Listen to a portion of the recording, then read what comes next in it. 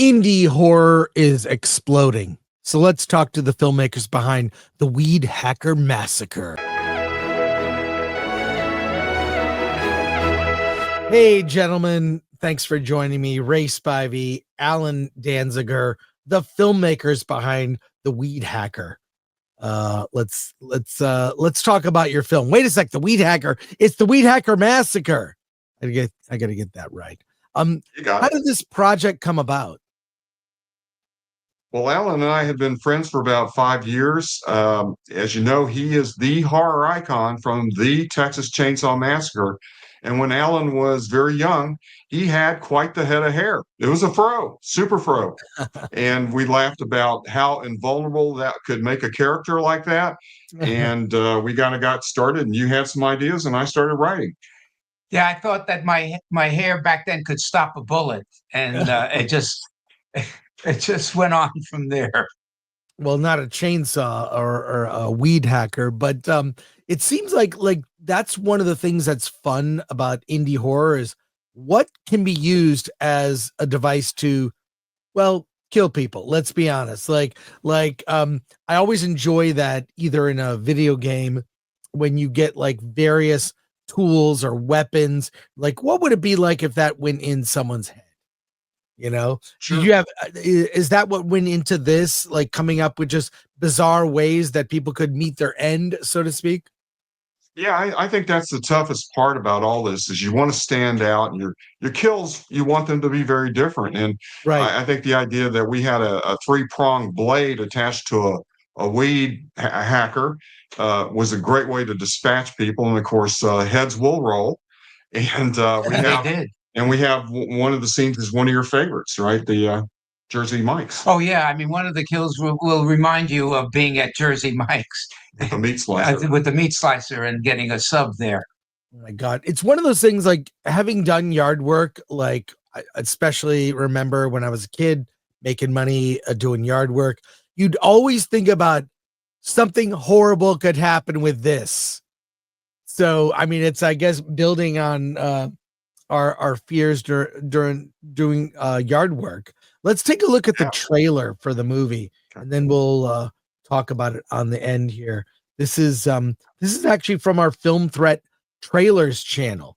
If you want good indie film trailers, where you get them on Film Threat Trailers, sub to that. But here's the trailer. Let's take a look. Quiet on set.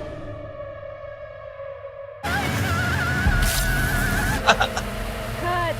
It's the name of the movie, The Weedhacker Massacre. Yeah, The Weedhacker Massacre. We are trying to finish this film, but our actors and crew keep disappearing. Some say it's because we're shooting on the same site as the gruesome murders that happened 10 years ago. You are killing me with these bounce checks, DJ. We can't lose any more people. I promise from now on, everyone stays. They'll have to be dragged off the set. We're not just making a movie here. We're making a profitable movie. Even if it's like every profitable movie ever made. We're doing this for the ticket-buying public and for those that share Netflix passwords. Stop the movie! Unfair pay! I'll pay you time and a half if you stay. What do you say? Can we get 3 more good days in? No. Time and a half! Time and a half! Time and a half! Time and a half! You ruined my freaking movie!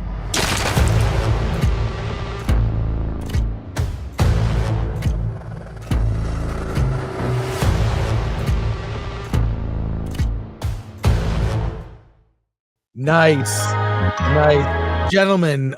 Good job on that. And I do like the whole aspect of it being kind of, self-referential about making an indie horror film, which is always a challenge. Where did you go with that? I mean, I love the producer says we're gonna make a profitable movie because horror is going through a resurgence. We may have an Oscars where we have 3 or more horror films that get Best Picture nominations. Yeah, amazing time. And what the line we have to edit out for that general preview, he says, and we're making the film for those little bastards that share Netflix passwords. So that was I hated they had to take that out. But yeah, we wanted to pay homage to all the great classical horror movies we grew up with, like Texas Chainsaw and everything like that. We make references in our movie to The Shining and one of my favorites, Shaun of the Dead. There's little scenes you love can that. peek through that.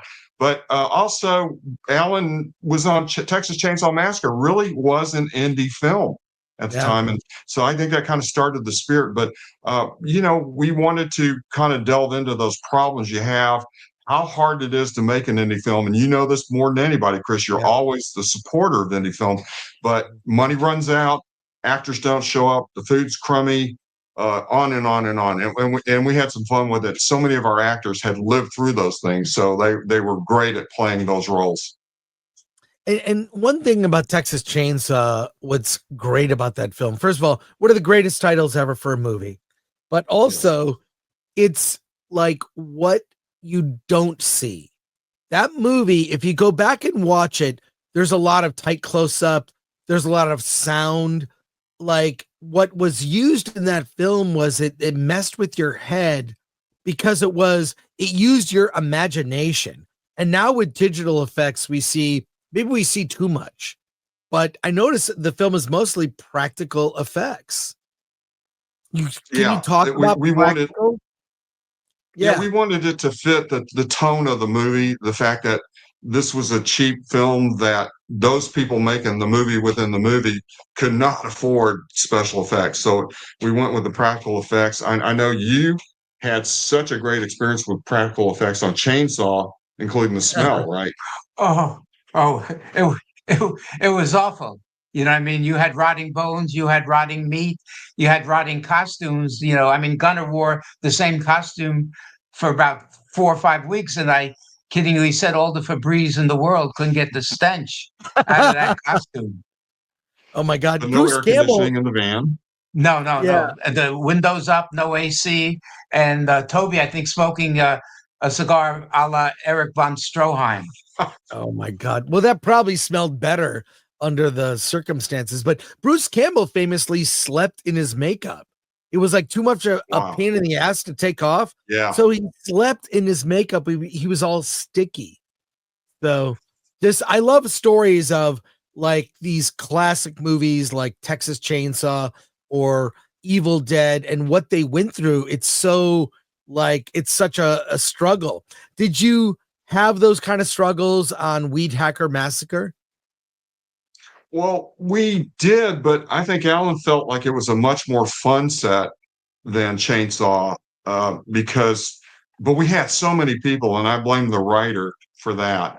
But it turned out to be a bigger movie than we thought. So we had something like 15 stunt people and probably over 50 extras at various times. Wow. But I think we had all made a few indie films and we enjoyed that. I think it's to be able to come up with something on the spur of the moment that you think is going to work better is without having a bunch of executives sit in the back boardroom trying to make that decision.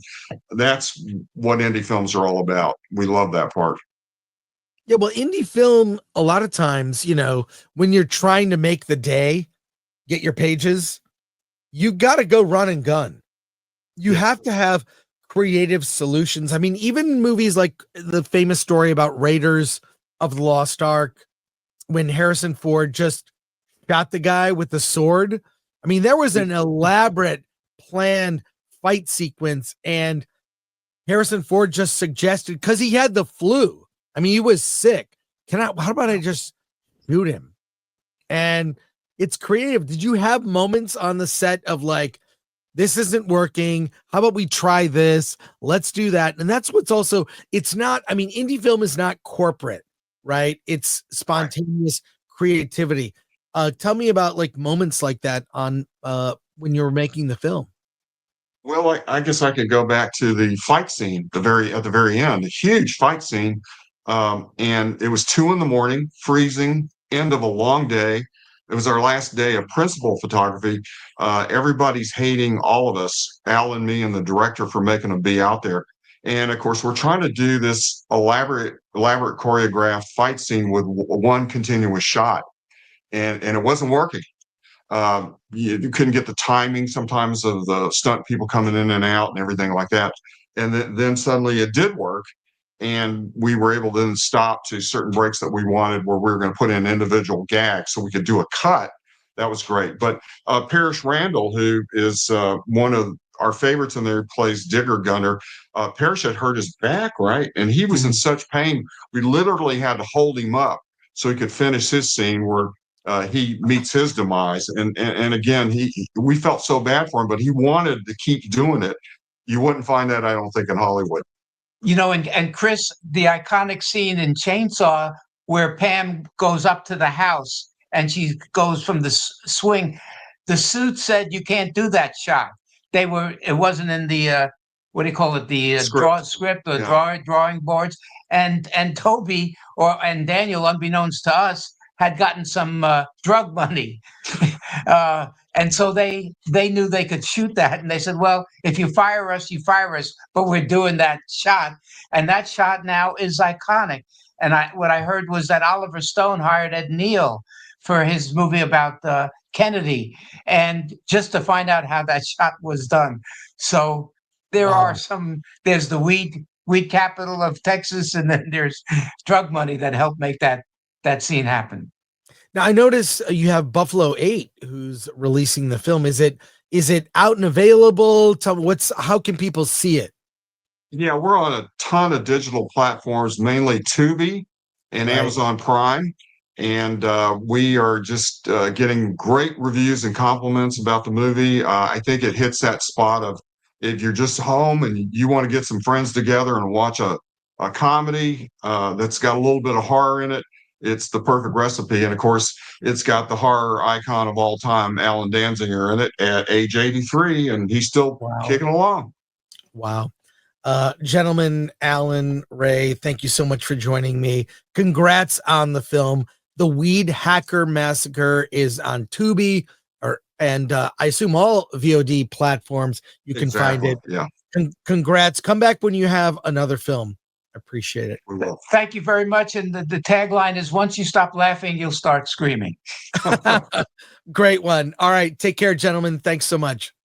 Thanks for supporting. I'm sorry I cut you off. What'd you want to say? No, that was what I just said. Thanks for supporting indie film. You're great. I appreciate it. Let's try that again.